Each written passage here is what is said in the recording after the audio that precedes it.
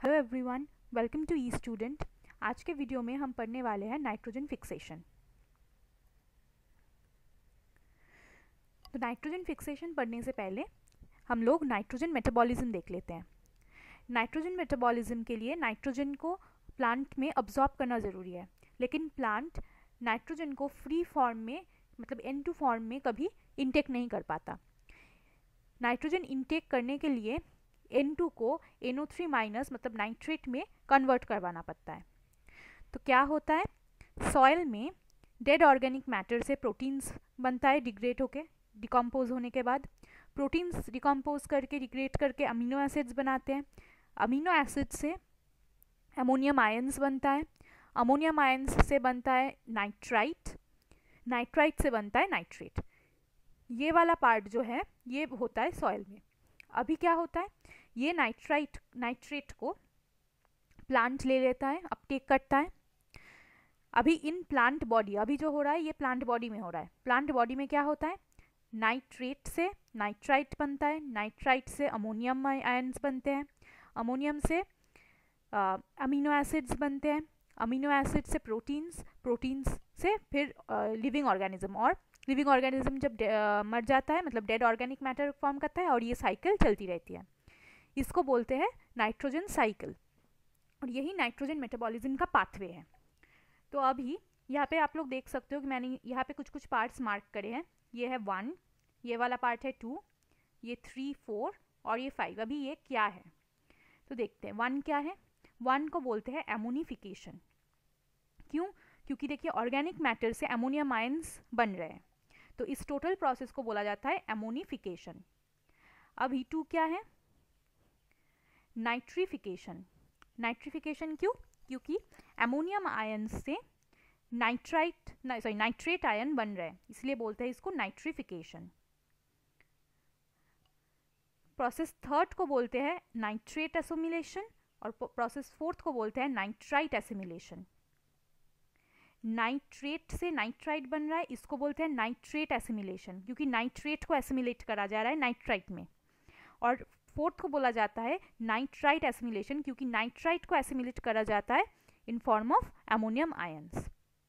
और process 5th को क्या बोलते हैं, प्रोसेस 5th को बोला जाता है अमोनिया एसिमिलेशन, क्योंकि यहाँ पे अमोनियम आयंस को एसिमिलेट करके प्रोटीन्स में कन्वर्ट करा जा रहा है। ठीक है, ओके। अभी एनर्जी लेवल क्या है, सबसे ज़्यादा एनर्जी है अमोनिया का, फिर है नाइट्रेट का, फिर नाइट्राइट का, और सबसे कम नाइट्रोजन का, डाइनाइट्रोजन का। ठीक है, अभी हम एक एक प्रोसेस को डिटेल में ज़रा देखते हैं।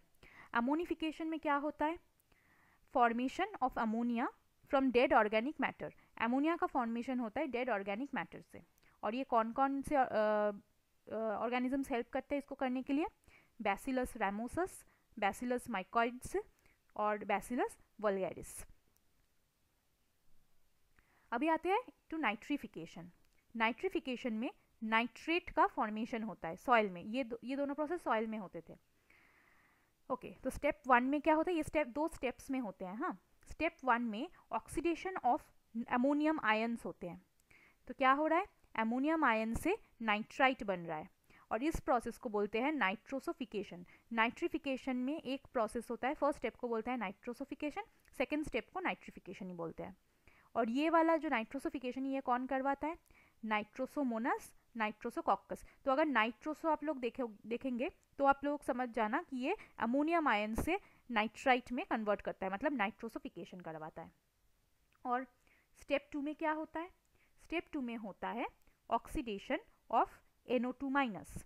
ठीक है, मतलब नाइट्राइट का ऑक्सीडेशन होता है, नाइट्राइट का ऑक्सीडेशन होके नाइट्रेट बनाता है, जिसको, और इस प्रोसेस को बोलते हैं नाइट्रिफिकेशन। ठीक है, और इसमें कौन से बैक्टीरिया इन्वॉल्व होते हैं, नाइट्रोबैक्टीरिया। सो नाइट्रोबैक्टीरिया करवाते हैं नाइट्रिफिकेशन, और नाइट्रोसोबैक्टीरिया जो होते हैं नाइट्रोसोमोनस, नाइट्रोसोकॉकस, ये करवाते हैं नाइट्रोसोफिकेशन। तो ये था हमारा नाइट्रिफिकेशन का प्रोसेस। अभी ऑर्गेनिजम्स जो इन्वॉल्व होते हैं इसमें मोस्टली आर AOB, जिसको बोलते हैं अमोनिया ऑक्सीडाइजिंग बैक्टीरिया, या फिर AOA, अमोनिया ऑक्सीडाइजिंग अमीबा।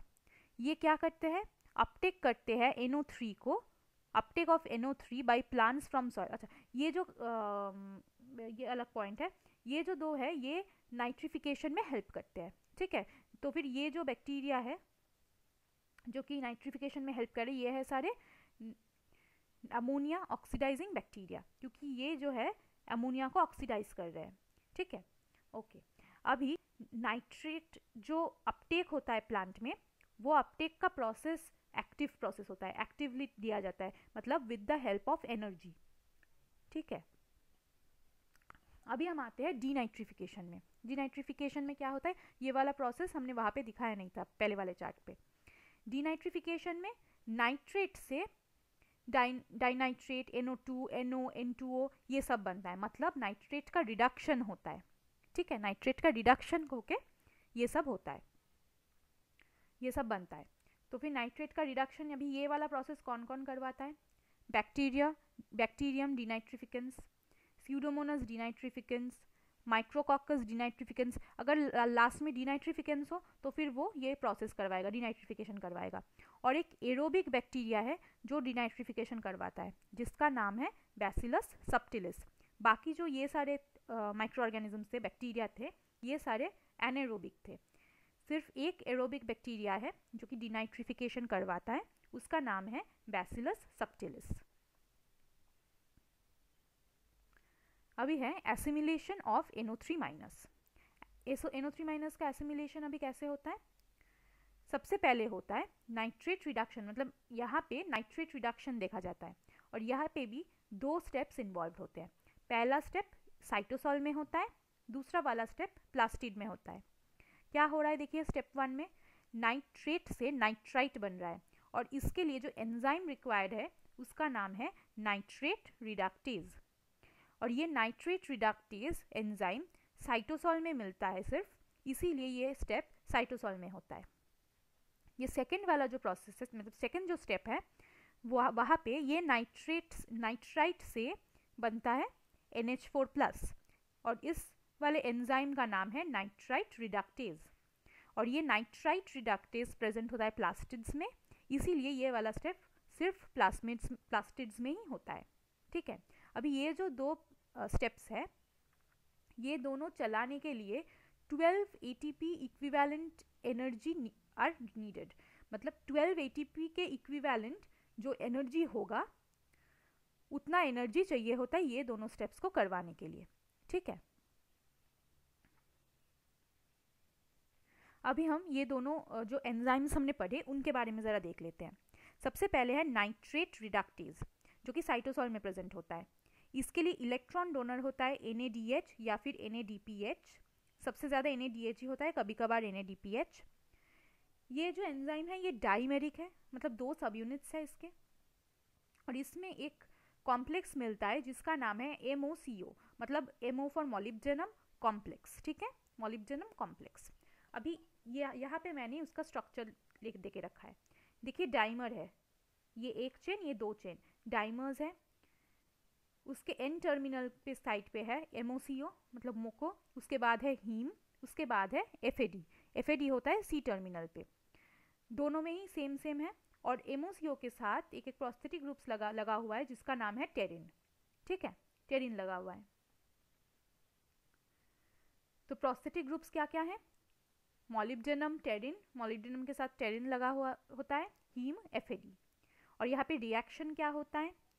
यहाँ पे NO3 माइनस NADPH के साथ H+ और 2 इलेक्ट्रॉन्स देके नाइट्रेट रिडक्टेज एंजाइम के हेल्प से NO2 माइनस NADP और H2O फॉर्म करते हैं, ठीक है। ये रिएक्शन यहाँ पे इन्वॉल्व होती है।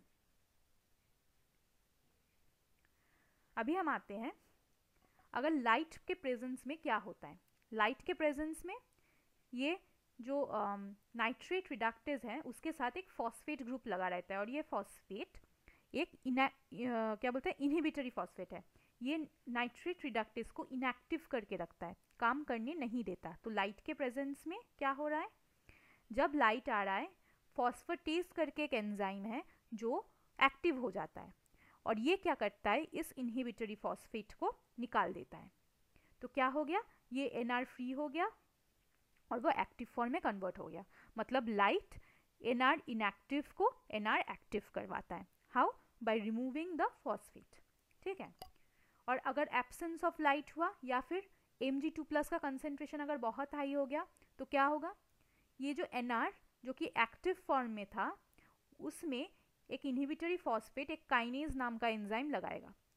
तो काइनेज इनहिबिटरी फॉस्फेट लगाएगा, लगा के NRP बनाएगा जो कि इनएक्टिव हो जाएगा। तो ये अभी काम नहीं कर पाएगा। अभी अगर मॉलिब्डेनम की डेफिशिएंसी हो जाए, हमने देखा कि स्ट्रक्चर में मॉलिब्डेनम कॉम्प्लेक्स है, अगर मॉलिब्डेनम की डेफिशिएंसी हो जाए तो फिर नाइट्रेट रिडक्टेज काम नहीं करेगा। ठीक है। मतलब अगर मॉलिब्डेनम की डेफिशिएंसी हो तो फिर नाइट्रोजन की भी डेफिशिएंसी देखने को मिलेगी। ठीक है। ऑलराइट, अभी हम आते हैं नेक्स्ट वाले एंजाइम पे, नाइट्राइट रिडक्टेज। नाइट्राइट रिडक्टेज कहाँ पे प्रेजेंट था? प्लास्टिड में, राइट। नाइट्राइट रिडक्टेज में क्या प्रेजेंट होता है? FeS प्रोटीन प्रेजेंट होता है। ठीक है। FeS 4 Fe होता है और 4 S होते हैं। तो ये प्रोटीन नाइट्रेट रिडक्टेज में प्रेजेंट होते हैं। नाइट्रेट रिडक्टेज, नाइट्रेट क्या है? नाइट्रेट होता है एक रिएक्टिव ऑक्सीजन स्पीशीज जो कि टॉक्सिक है ना। तो इसीलिए इसको रिमूव करना बहुत ज़्यादा ज़रूरी है, इसलिए इसको जल्दी से जल्दी कन्वर्ट कर दिया जाता है टू NH3 प्लास्टिड में। तो क्या हो रहा है कि नाइट्रेट, बिकॉज वो टॉक्सिक है, नाइट्राइट टॉक्सिक है, तो उसको हम नाइट्राइट के फॉर्म में रहने नहीं दे सकते हैं, इसलिए वो इमीडिएटली प्लास्टिड में भेज दिया जाता है जहाँ पे उसको कन्वर्ट कर दिया जाता है to NH3 bye nitrite reductase. NH3 मतलब NH4+ में कन्वर्ट करा जाता है बाय नाइट्राइट रिडक्टेज। अभी क्या हो रहा है देखिए कैसे काम कर रहा है। अच्छा, इसमें एक हीम मॉलिक्यूल भी प्रेजेंट होता है। ठीक है, सिर्फ F4Fe4S नहीं, उसके साथ साथ एक हीम मॉलिक्यूल भी प्रेजेंट होता है। अभी ये नाइट्राइट रिडक्टेज काम कैसे करता है, यहाँ पे देखिए, यहाँ पे मैंने नाइट्राइट रिडक्टेज, सपोज ये नाइट्राइट रिडक्टेज है जिसमें 4 Fe और 4 S है, उसके साथ साथ हीम भी है। तो यहाँ पे क्या हो रहा है, सबसे पहले हमें पता है कि लाइट रिएक्शन ऑफ फोटोसिंथेसिस होती है। लाइट रिएक्शन ऑफ फोटोसिंथेसिस में क्या होता है, फेरिडॉक्सिन ऑक्सीडाइज्ड से फेरिडॉक्सिन रिड्यूस्ड होते हैं, ये हमने पढ़ा है। अभी क्या हो रहा है, फेरिडॉक्सिन रिड्यूस्ड तो हुआ, लेकिन फेरिडॉक्सिन रिड्यूस्ड से फिर वापस ऑक्सीडाइज्ड भी तो होगा। जैसे ही वो ऑक्सीडाइज्ड होता है तब वो इलेक्ट्रॉन छोड़ देगा। अभी जैसे वो इलेक्ट्रॉन छोड़ेगा तब क्या होगा, वो इलेक्ट्रॉन ये नाइट्राइट रिडक्टेज के थ्रू जाके NO2- को NH4+ में कन्वर्ट करेगा। ठीक है, तो क्या हुआ फिर से एक बार पढ़ लेते हैं। लाइट रिएक्शन ऑफ फोटोसिंथेसिस में हमने पढ़ा था, जो Z स्कीम में हमने पढ़ा था, याद है होगा आप लोगों को, कि लास्ट वाले रिएक्शन में फेरिडॉक्सिन को मतलब फेरिडॉक्सिन जो ऑक्सीडाइज्ड फॉर्म में था उसको रिड्यूस करा गया था, मतलब इलेक्ट्रॉन्स ऐड करे गए थे, फेरिडॉक्सिन रिड्यूस्ड हुआ था। उसके बाद फेरिडॉक्सिन रिड्यूस्ड से वो वापस होगा फेरिडॉक्सिन ऑक्सीडाइज्ड। तो जैसे वो ऑक्सीडाइज्ड होगा तो मतलब कि वो फिर से इलेक्ट्रॉन्स छोड़ देगा। तो इलेक्ट्रॉन्स जो वो छोड़ता है वो इस FeS के हेल्प से उसी इलेक्ट्रॉन को लेके NO2- से NH4+ बना देता है। तो ऐसे Na2- NH4+ में कन्वर्टेड होते हैं। ठीक है, ओके। इसको इसीलिए क्योंकि ये लाइट रिएक्शन ऑफ फोटोसिंथेसिस के साथ साथ हो रहा है, इसीलिए इस प्रोसेस को फोटोसिंथेसिस कपल्ड मॉडल भी बोला जाता है। ठीक है, फोटोसिंथेसिस कपल्ड मॉडल। यहाँ पे कौन से रिएक्शंस इन्वॉल्व होते हैं, यहाँ पे जो रिएक्शन इन्वॉल्व है वो है NO2- plus 8H+ plus 6 electrons nitrite reductase के हेल्प से अमोनियम आयन H2O और ऑक्सीडाइज्ड इलेक्ट्रॉन डोनर में कन्वर्टेड होते हैं। यहाँ पे 8H+ और 6 इलेक्ट्रॉन्स लग रहा है, और लास्ट वाले एंजाइम में हमें कितने H+ लग रहे थे, 1H+ और 2 इलेक्ट्रॉन्स लग रहे थे। ठीक है, ओके। अभी यहाँ पे देखिए NO3- से 2 इलेक्ट्रॉन के हेल्प से NO2- बनता है, और NO2- से 6 इलेक्ट्रॉन्स के हेल्प से NH4+ बनता है। तो फिर एक मॉलिक्यूल ऑफ NO2 माइनस को एक मॉलिक्यूल ऑफ NO3 माइनस को NH4 प्लस में रिड्यूस करने के लिए हमें टोटल 8 इलेक्ट्रॉन्स लग रहे हैं।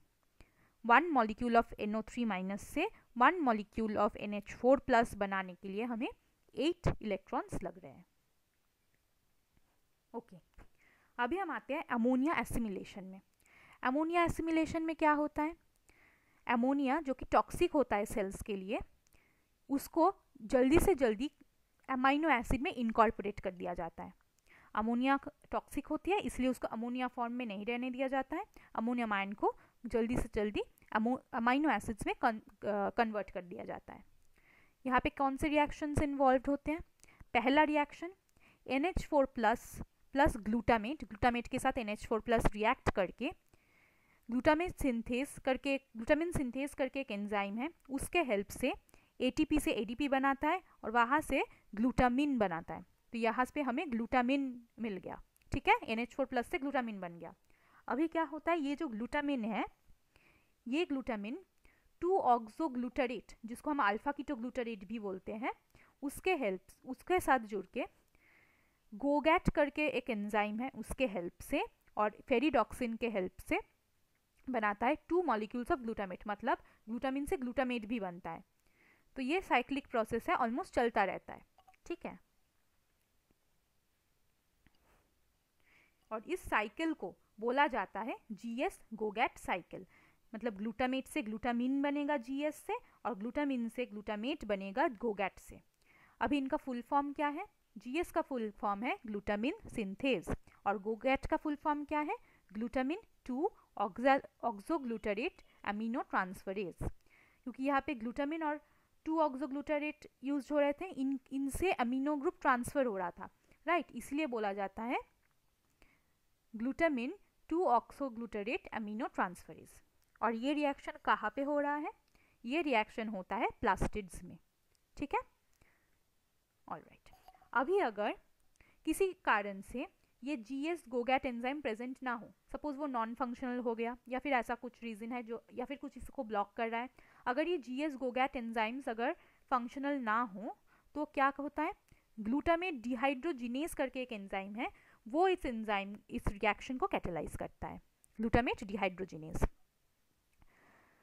ओके, तो वो रिएक्शन कैसे चलेगा अगर ग्लूटामेट डिहाइड्रोजिनेज इन्वॉल्व हुआ? तो 2-ऑक्सोग्लूटारेट प्लस NH4 प्लस NADPH या फिर NADH ग्लूटामेट डिहाइड्रोजिनेज के हेल्प से ग्लूटामेट और NADP या फिर NAD प्लस बनाएगा, तो फिर ऐसे वो ग्लूटामेट बनाएगा। ओके, और इस रिएक्शन में ग्लूटामिन इन्वॉल्व नहीं है अगर आप देख रहे हो तो। अभी हम आते हैं मेन टॉपिक पे, nitrogen fixation. Nitrogen fixation eukaryotes में एब्सेंट होता है और प्रोकैरियोट्स में प्रेजेंट होता है, मतलब प्रोकैरियोट्स नाइट्रोजन फिक्सेट करने में हेल्प करते हैं। प्लांट्स जो है वो खुद ब खुद नाइट्रोजन फिक्स नहीं कर सकते हैं, उनके लिए नाइट्रोजन को फिक्स किया जाता है, और जो उनके लिए नाइट्रोजन को फिक्स करते हैं उनको बोला जाता है उनको बोला जाता है प्लांट के साथ सिम्बायोसिस करके रह रहे हैं, है ना, क्योंकि प्लांट उनको न्यूट्रिशन प्रोवाइड करता है और वो प्लांट को नाइट्रोजन प्रोवाइड करता है फिक्स करके। अभी प्रोकैरियोट्स जो नाइट्रोजन फिक्सेशन करवाते हैं सॉइल में, उनको बोला जाता है डायज़ोट्रॉप्स। तो कुछ जो प्रोकैरियोट्स सॉइल में नाइट्रोजन फिक्स करवाते हैं उनको बोला जाता है डायज़ोट्रॉप्स, क्योंकि N2 को डायज़ाइड के नाम से भी जाना जाता है। तो यहाँ पे क्या होता है? यहाँ पे फ्री N2 को नाइट्रोजन फिक्सेशन में फ्री N2 को NH3 में कन्वर्ट करा जाता है, ठीक है, ओके। अभी नाइट्रोजन फिक्सेशन 2 टाइप्स के होते हैं, एक होता है फिजिकल, एक होता है फिजियोलॉजिकल। फिजिकल में जैसे नॉन बायोलॉजिकल होगा, यहाँ ये नाइट्रोजन फिक्स होते हैं लाइटनिंग के कारण 8% और फोटोकेमिकल कोई रिएक्शन हुआ वो 2%।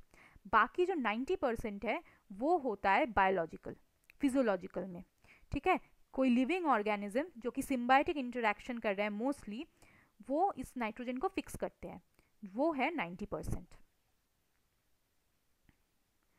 अभी N2 फिक्सिंग माइक्रोब्स कौन कौन से होते हैं? फ्री लिविंग अगर हम लोग देखें, फ्री लिविंग एरोब्स, मतलब ऑक्सीजन जो ऑर्गेनिजम्स यूज करते हैं और फ्री लिविंग होते हैं, मतलब कि ये कोई क्या बोलते हैं, सिम्बायोटिक रिलेशनशिप में नहीं जाते हैं मोस्टली। एक एग्जाम्पल है एजोटोबैक्टर, दूसरा एग्जाम्पल है एजोस्पाइरिलम। ठीक है, उसके बाद आते हैं फ्री लिविंग एनेरोब्स। फ्री लिविंग एनेरोब्स में क्या क्या आता है, फोटोसिंथेटिक। अच्छा, फ्री लिविंग एनेरोब्स जो होते हैं वो दो टाइप के हो सकते हैं, फोटोसिंथेटिक और नॉन फोटोसिंथेटिक। फोटोसिंथेटिक में आते हैं रोडोस्पाइरिलम, रोडोस्यूडोमोनस, क्लोरोबियम और क्रोमैटियम। नॉन फोटोसिंथेटिक में क्या क्या आता है, क्लॉस्ट्रीडियम, मिथेनोकॉकस। ठीक है, अभी हम नेक्स्ट वाले टाइप पे जाते हैं, फ्री लिविंग फंगी, ईस्ट और रोडोटोन्यूला। ओके, नेक्स्ट हम आते हैं प्रोकैरियोट्स, एक और प्रोकैरियोट पे जो कि है blue green algae. Blue green algae free living होते हैं और इसको साइनोबैक्टीरिया भी बोला जाता है। एग्जाम्पल्स कौन कौन से आते हैं इसके अंदर नॉस्टॉक, एनाबेना, कैलोथ्रिक्स, ऑसिलेटेरिया। ठीक है, ओके, तो ये सारे बैक्टीरिया याद रखने हैं। फ्री लिविंग फैकल्टेटिव एरोब्स भी होते हैं जो कि नाइट्रोजन फिक्स करते हैं। एग्जाम्पल क्रेप्सिला और बैसिलस। ठीक है, अभी जो ब्लू ग्रीन एल्गी होती है वो कैसे नाइट्रोजन फिक्स करते हैं, उनके अंदर एक स्पेशलाइज्ड सेल होता है जिसका नाम है हेटेरोसिस्ट। ये जो हेटेरोसिस्ट होता है, ये हेटेरोसिस्ट उनको नाइट्रोजन फिक्स करने में हेल्प करती है, मतलब कि ये हेटेरोसिस्ट के अंदर ही नाइट्रोजन फिक्सेशन होती है। तो ब्लू ग्रीन एल्गी में हेटेरोसिस्ट होते हैं जो कि कुछ स्पेशलाइज्ड सेल होते हैं जिसके अंदर नाइट्रोजन फिक्सेशन होता है। ओके, अभी हेटेरोसिस्ट्स के कुछ कैरेक्टर्स देख लेते हैं। सबसे पहला है, इसके थिक सेल वॉल जो होते हैं वो बहुत थिक होते हैं, थिक सेल वॉल। यहाँ पे एनारोबिक कंडीशंस प्रिवेल्ड होते हैं। PS2 फोटोसिस्टम 2 वो एब्सेंट होता है क्योंकि कोई ऑक्सीजन तो यहाँ पे रिलीज ही नहीं होता है, तो PS2 एब्सेंट होता है और PS1 प्रेजेंट होता है। ठीक है, ओके, अभी हम कुछ सिम्बायोटिक नाइट्रोजन फिक्सेटिंग होस्ट प्लांट और ऑर्गेनिज्म देख लेते हैं। मतलब होस्ट प्लांट जिसमें नाइट्रोजन फिक्स किया जा रहा है और कौन सा सिम्बायोट ऑर्गेनिज्म उसमें नाइट्रोजन फिक्स कर रहा है, वो ये दोनों का एक चार्ट बना के रखा है, वो देख लेते हैं। ऑलराइट, सबसे पहले सबसे कॉमन जो हम सबको पता होता है लेग्यूम्स, जैसे कि पीज, बीन्स वगैरह, वो लेग्यूम्स में आते हैं। उनमें कौन सा सिम्बायोट ऑर्गेनिज्म नाइट्रोजन फिक्सेशन करवाता है, राइजोबियम। ठीक है, फिर आते हैं एल्नस, कैजुएरिना, माइरिका और एल्डर। इनमें नाइट्रोजन फिक्सिंग सिम्बायोट ऑर्गेनिज्म है फ्रैंकिया। ठीक है, उसके बाद आते हैं एजोला, साइकस, इनमें नाइट्रोजन फिक्स करता है एनाबेना। उसके बाद आते हैं सोयाबीन पे, सोयाबीन में नाइट्रोजन फिक्स करता है ब्रैडीराइजोबियम। उसके बाद शुगर केन में नाइट्रोजन फिक्स करता है एसोटोबैक्टर। एंथोसेरॉस और गुनेरा, इनमें नाइट्रोजन फिक्स करता है नॉस्टॉक। साइकोट्रिया, इसमें नाइट्रोजन फिक्स करता है क्रेप्सिला। और ग्रासेस में भी नाइट्रोजन फिक्सेशन होता है लेकिन इसमें कोई नोड्यूल फॉर्मेशन नहीं होता है। ठीक है, ऑलराइट, मुझे जितना याद आ रहा है कि ग्रासेस में भी शायद नॉस्टॉक ही करता है। ओके, अभी नॉस्टॉक जो गुनेरा में करता है, one second,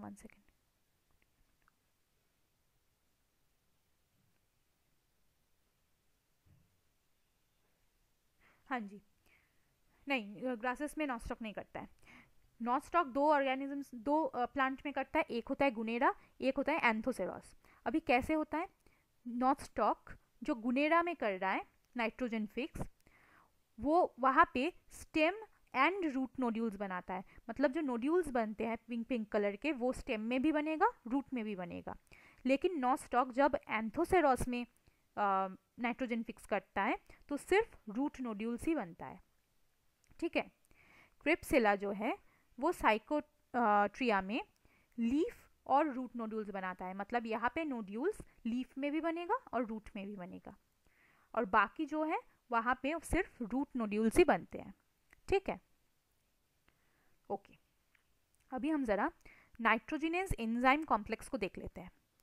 nitrogenous enzyme complex में जो जीन्स होते हैं उनको बोला जाता है NIF जीन्स, NIF जीन्स। यहाँ पे 17 जीन्स होते हैं। नाइट्रोजिनस एंजाइम कॉम्प्लेक्स में 2 कंपोनेंट पाए जाते हैं। ठीक है, कंपोनेंट 1, कंपोनेंट 2। कंपोनेंट 1 जो होता है वो स्मॉल होता है, कंपोनेंट 2 लार्ज होता है। कंपोनेंट 1 का नाम है डाइनाइट्रोजिनेज रिडक्टेज। कंपोनेंट 2 का नाम क्या है? डाइनाइट्रोजिनेज। मतलब कंपोनेंट 1 जो है वो कंपोनेंट 2 को रिड्यूस करेगा, इसलिए उसका नाम है डाइनाइट्रोजिनेज रिडक्टेज। कंपोनेंट 1 को एफी प्रोटीन भी बोला जाता है, कंपोनेंट 2 को MOFE प्रोटीन भी बोला जाता है। कंपोनेंट 1 होमोडाइमर होता है 2 आइडेंटिकल सब यूनिट्स ऑफ Fe4S4 का। ठीक है, और कंपोनेंट 2 हेटेरोडाइमर होता है ऑफ 2 अल्फा एंड 2 बीटा सब यूनिट्स। इसमें 2 MOFE कोफैक्टर प्रेजेंट होते हैं विद इन द अल्फा सब यूनिट। अल्फा सब यूनिट के अंदर 2 MOFE कोफैक्टर प्रेजेंट होते हैं and 2 FES cluster, 2 FES cluster present होता है इंटरफेस में। ऑफ किसके इंटरफेस में? अल्फा और बीटा सब यूनिट्स के इंटरफेस में। ठीक है, सब यूनिट कंपोनेंट 1 जो है वो हेल्प करता है इलेक्ट्रॉन ट्रांसफर करने में। कहाँ से कहाँ तक? FD से MOFE तक। इलेक्ट्रॉन ट्रांसफर करता है FD से MOFE तक और रिड्यूस करता है डाइनाइट्रोजिनेज को, और ये प्रोसेस करने में उसको ATP लगती है। मतलब इलेक्ट्रॉन को FD से MOFE पे कन्वर्ट करेगा और डाइनाइट्रोजिनेज को रिड्यूस करेगा। ठीक है, मतलब कंपोनेंट 2 को रिड्यूस करेगा, और ये वाले प्रोसेस में ATP लगती है। कंपोनेंट 2 क्या करता है? ये रिड्यूस करता है नाइट्रोजन को NH3 में। ठीक है, और it is the N2 fixing complex. Dinitrogenase actually N2 को फिक्स करता है with the help of component 1। ठीक है, ओके। कंपोनेंट 1 जो है वो एनकोड करा जाता है बाय H जीन, और कंपोनेंट 2 एनकोडेड होते हैं D और K जीन से। कंपोनेंट 1 में, कंपोनेंट 1 जो है वो NH4+ इनसेंसिटिव है और कंपोनेंट 2 सेंसिटिव है, क्योंकि कंपोनेंट 2 तो NH2 से NH3 बना रहा है ना, इसीलिए। whereas कंपोनेंट 1 O2 सेंसिटिव है, लेकिन और कंपोनेंट 2 भी O2 सेंसिटिव है। O2 सेंसिटिव क्यों है? क्योंकि FD है ना, FD से इलेक्ट्रॉन ट्रांसफर करा जा रहा है। अगर FD से इलेक्ट्रॉन ट्रांसफर करा जा रहा है तो फिर ऑब्वियसली वहाँ पे ऑक्सीजन इन्वॉल्व हो रहा होगा, तो इसीलिए वो ऑक्सीजन, दोनों ही ऑक्सीजन सेंसिटिव है। ठीक है, ओके। तो अभी यहाँ पे ज़रा देखते हैं कि कैसे काम कर रहा है। यहाँ देखिए, ferredoxin reduced, sorry ferredoxin oxidised से इलेक्ट्रॉन लेके फेरिडॉक्सिन रिड्यूस्ड हुआ। अभी फेरिडॉक्सिन रिड्यूस्ड से वापस से फेरिडॉक्सिन ऑक्सीडाइज बनेगा और इलेक्ट्रॉन को ट्रांसफर कर देगा। कहाँ पे? मतलब Fe प्रोटीन को जो ऑक्सीडाइज्ड था वहाँ से फिर Fe प्रोटीन, ये इलेक्ट्रॉन लेके Fe प्रोटीन रिड्यूस्ड बन जाएगा और फिर से वापस वो Fe प्रोटीन ऑक्सीडाइज्ड बनेगा। ये वाला जो काम होता है ये होता है स्मॉल वाले कंपोनेंट में, मतलब ये है डाइनाइट्रोजिनेज रिडक्टेज यहाँ पे। ठीक है, डाइनाइट्रोजिनेज रिडक्टेज पे ये Fe प्रोटीन ऑक्सीडाइज से Fe प्रोटीन रिड्यूस बनता है, वापस से Fe प्रोटीन रिड्यूस से Fe प्रोटीन ऑक्सीडाइज बनता है। और इसी प्रोसेस में जब रिड्यूस से ऑक्सीडाइज बन रहा है तभी वो इलेक्ट्रॉन ट्रांसफर करता है लार्ज सब यूनिट में, जो कि है डाइनाइट्रोजिनेज कॉम्प्लेक्स। ठीक है, तो उसका मतलब क्या हुआ कि ये वाला जो कंपोनेंट था, कंपोनेंट 1 स्मॉल कंपोनेंट, वो रिड्यूस किया डाइनाइट्रोजिनेज को, इसलिए नाम पड़ा डाइनाइट्रोजिनेज रिडक्टेज। अभी ये लार्ज सब यूनिट या फिर डाइनाइट्रोजिनेज जो एंजाइम है, वहाँ पे क्या हुआ, ये इलेक्ट्रॉन लेके MOFE प्रोटीन जो ऑक्सीडाइज स्टेट में था वो हो गया रिड्यूस्ड। अभी जब वापस से वो ऑक्सीडाइज बनेगा तो वो इलेक्ट्रॉन छोड़ेगा, और जैसे ही वो इलेक्ट्रॉन छोड़ रहा है N2 को वो NH3 में कन्वर्ट कर रहा है। ठीक है, और अभी कुछ और चीज़ें देख लेते हैं। ये दोनों को मिलके डाइनाइट्रोजिनेज रिडक्टेज, डाइनाइट्रोजिनेज, इन दोनों को मिला के बनता है नाइट्रोजिनेज एंजाइम कॉम्प्लेक्स। और एटीपी जनरेटिंग एंजाइम है ये पहला वाला डाइनाइट्रोजिनेज रिडक्टेज, क्योंकि देखिए यहाँ पे एटीपी से एडीपी बना, ठीक है, सॉरी कोई एटीपी जनरेटिंग सिस्टम था जहाँ से एटीपी बन रहा था, और ये वाला जो कंपोनेंट है हमने बोला था कि एटीपी यूज़ करता है, तो एटीपी को एडीपी में कन्वर्ट करके ये काम करता है, ठीक है। ये डाइनाइट्रोजिनस कॉम्प्लेक्स एटीपी को एडीपी में कन्वर्ट करके काम करता है, ओके। अभी इसका इक्वेशन क्या है, N2 plus 8H plus 8 electrons plus 16 ATP nitrogenous enzyme complex के हेल्प से बनाता है 2NH3 H2 और 16 ADP। मतलब एक N2 को NH3 में कन्वर्ट करने के लिए 2 NH3 में, हाँ, एक N2 को 2 NH3 में कन्वर्ट करने के लिए 8H प्लस लग रहे हैं, 8 इलेक्ट्रॉन्स लग रहे हैं और 16 ATP लग रहे हैं, ठीक है। मतलब कि 16 ADP प्रोड्यूस्ड हो रहे हैं। तो फिर 1 NH3 प्रोडक्शन में कितना लगेगा, 2 NH3 में इतना लग रहा है, मतलब 1 NH3 में कितना लगेगा, 8 ATP लगेगा, ठीक है, 4 electrons 4H plus, okay, alright. अभी हम आते हैं नेक्स्ट पेज पे। होस्ट प्लांट में जो जीन हेल्प करती है वो है नोड्यूलिन जीन। नोड्यूलिन जीन क्या करता है, प्रोड्यूसेस नोड्यूलिन एंजाइम्स, और सिम्बायोटिक बैक्टीरिया में जो जीन्स काम करते हैं उसके नाम है नोड्यूलेशन जीन्स, जिसको हम नॉड जीन भी बोलते हैं। ये कहाँ पे प्रेजेंट रहते हैं, ये प्लाज्मिड में प्रेजेंट रहते हैं। तो सिम्बायोसिस करने के लिए प्लाज्मिड, ये वाला प्लाज्मिड जिसमें नोड्यूलेशन जीन्स है, वो प्रेजेंट होना जरूरी है। नोड्यूलेशन जीन्स कौन कौन से होते हैं, सबसे पहला है नॉड डी। नॉड डी जो है वो एक रेगुलेटरी जीन है, वो नाइट्रोजन फिक्सेशन को रेगुलेट करता है।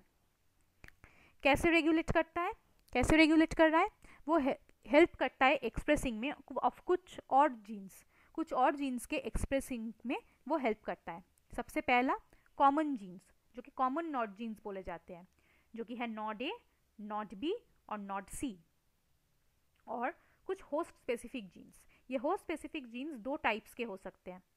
पहला टाइप होता है जिसमें है नॉड ई, नॉड एफ, नॉड एल का कॉम्बिनेशन, और सेकेंड सेट होता है नॉड पी, नॉड एच और नॉड क्यू का कॉम्बिनेशन। ये वाले जीन्स याद रखने जरूरी है। अभी हम आते हैं स्टेप्स में, कैसे नाइट्रोजन फिक्स हो रहा है। सबसे पहले क्या होता है, N2 डेफिशिएंसी होता है प्लांट में, जिसके वजह से प्लांट कुछ सेकेंडरी मेटाबोलाइट्स रिलीज करते हैं। ये सेकेंडरी मेटाबोलाइट्स ही नोड्यूलिन जीन प्रोड्यूस करने में हेल्प करते हैं। ये सेकेंडरी मेटाबोलाइट्स कौन से होते हैं, जैसे कि आइसोफ्लेवोनॉइड्स, होमोसीडीन एक्सेट्रा। ये रूट से सिक्रीट होते हैं राइजोस्फीयर में। राइजोस्फीयर क्या है, रूट के पास में जो सॉइल है उसको बोलते हैं राइजोस्फीयर, और यही हेल्प करता है अट्रैक्ट करने में बैक्टीरिया को, ठीक है, ओके। तो इसके वजह से अभी कीमो अट्रैक्शन होगा या फिर कीमोटैक्सिस होगा, मतलब ये केमिकल के कारण जो अट्रैक्शन होता है या फिर केमिकल के कारण जो बैक्टीरिया प्लांट के तरफ मूवमेंट करके आता है उसको बोलते हैं कीमो अट्रैक्शन या फिर कीमोटैक्सिस, ठीक है। फर्स्ट बैक्टीरियल रिस्पॉन्स, ये वाला जो प्रोसेस है ये पहला बैक्टीरिया का रिस्पॉन्स होता है प्लांट की तरफ।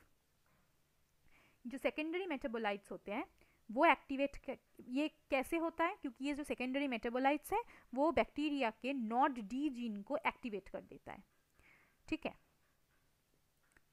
अभी क्या हो रहा है, नॉड डी एक ट्रांसक्रिप्शन फैक्टर है, वो कॉमन नॉड जीन्स या फिर and host specific nod genes का एक्टिवेशन करवाएगा।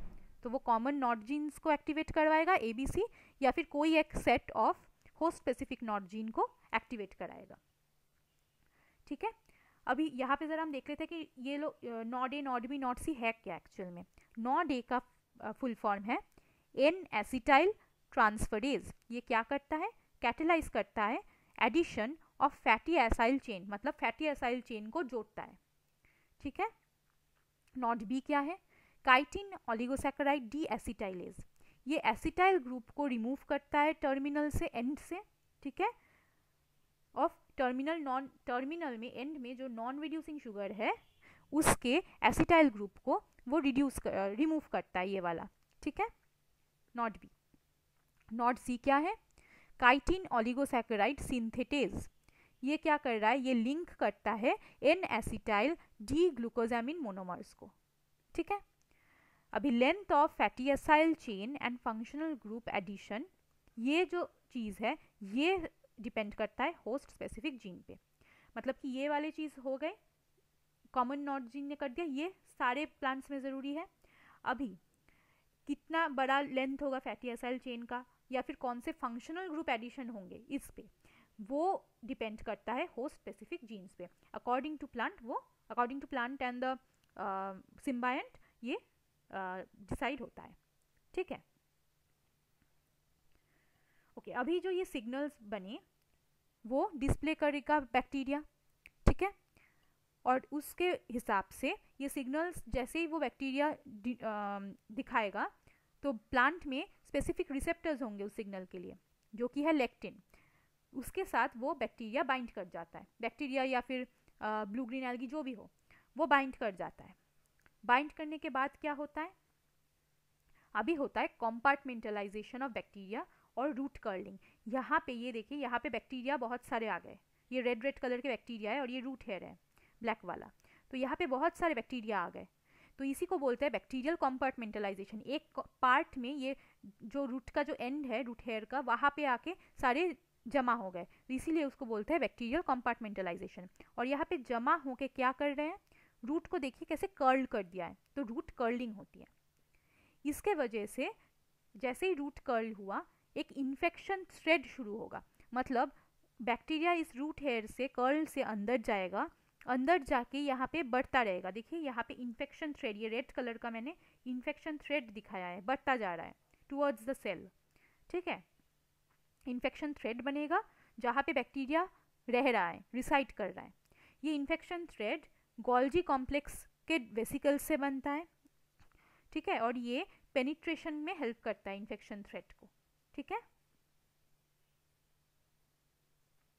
अभी क्या हो रहा है, इन्फेक्शन थ्रेड बढ़ते बढ़ते देखिए एपिडर्मिस को क्रॉस कर गया है और यहाँ पे वो स्प्रेड कर रहा है। देखिए एपिडर्मिस में पहुंच गया और फिर वो स्प्रेड करने लगा, ठीक है। अभी इनिशियली शुरुआत में बहुत फास्ट डिवीजन होता है, क्योंकि बैक्टीरिया अपना नंबर बढ़ाएगा, यहाँ पे कॉलोनाइजेशन करेगा। उसके बाद एक सर्टेन स्टेज में जाने के बाद, एक सर्टेन डिवीजन नंबर पे जाने के बाद वो डिवीजन स्टॉप हो जाता है या फिर डिवीजन कम होने लगता है और बैक्टीरिया के साइज बढ़ने लगते हैं, ठीक है। ओके, अभी ये जो लार्ज साइज बैक्टीरिया बने, बैक्टीरिया लार्ज साइज के बन गए, इन्हीं को बोला जाता है बैक्टीरियोइड्स। ये जो बैक्टीरियोइड्स बने, ये देखिए लार्ज साइज के बैक्टीरिया, ये इन्हीं बैक्टीरियोइड्स, ये जो बैक्टीरियोइड्स होते हैं वो नॉन मोटाइल होते हैं, अभी वो मूव नहीं कर सकते। और ये बैक्टीरियोइड्स बाउंड रहते हैं एक पेरी बैक्टीरियोइड मेम्ब्रेन के अंदर, ठीक है। अभी क्या होता है, अभी ये वाले जो बैक्टीरियोइड्स है पेरी बैक्टीरियोइड मेम्ब्रेन में, वो लेग हेमोग्लोबिन का सिंथेसिस करते हैं, जिसके वजह से ये लेग हेमोग्लोबिन क्या करता है, वो O2 को मेंटेन रखता है, O2 होम्योस्टैसिस को इन्फेक्टेड सेल्स में मेंटेन रखता है, ठीक है। और बैक्टीरियोइड्स क्या कर रहे हैं, अभी बैक्टीरियोइड्स मैलेट के हेल्प से नाइट्रोजन को फिक्स करते हैं। कैसे, N2 से NH3 होता है, NH3 से NH4 प्लस, NH4 प्लस से अमाइनो एसिड्स, ठीक है। तो यहाँ पे देखिए कैसे हो रहा है, सुक्रोज आया, सॉरी सेल के अंदर सुक्रोज आया, ये इन्फेक्टेड सेल है, हाँ, ये बाहर ये ब्लू कलर का जो मैंने बनाया है, और उसके अंदर ये पेरी बैक्टीरियोइड मेम्ब्रेन में बैक्टीरियोइड्स है। तो सुक्रोज सेल में आया, सुक्रोज मैलेट में कन्वर्ट हुआ, मैलेट से N2, मैलेट के हेल्प से N2 अंदर आया बैक्टीरियोइड में, N2 से NH3 हुआ, NH3 से NH4 प्लस हुआ, NH4 प्लस से ग्लूटामेट और ग्लूटामिन बना, मतलब कि अमीनो एसिड्स बने, तो इसी को बोलते हैं नाइट्रोजन फिक्सेशन। तो इसी के साथ हम आ गए end of nitrogen fixation. Hope कि आप लोगों को अच्छा लगा होगा ये वीडियो। Thank you.